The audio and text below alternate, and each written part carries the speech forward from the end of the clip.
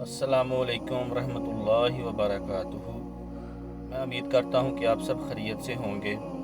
नेकी और गुनाह का हमें कैसे पता चलेगा? एक छोटी सी हदीस है। हज़रत अबू अमामा रज़ी अल्लाह ताला अन्हु से रवायत है कि रसूल अल्लाह सल्लल्लाहु अलैहि वसल्लम के पास कोई आदमी आया और उसने पूछा, ईमान क्या चीज़ है? तो आप सल्लल्लाहु अलैहि वसल्लम ने फरमाया, जब तुझे नेकियां अच्छी लगनी लगें और गुनाहों से नफ़रत हो तो समझ लेना कि तू मोमिन है।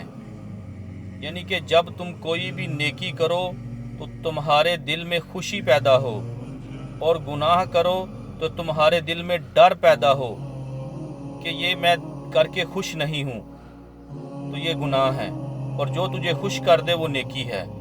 तो अल्लाह रब्बुल इज़्ज़त से दुआ है हमें ईमान की दौलत से माला माल फरमाए और हमारे दिल में अपना डर पैदा करे और नबी अलैहिस्सलातु वस्सलाम के नक्शे कदम पर चलने की तौफीक अता फरमाए। आमीन।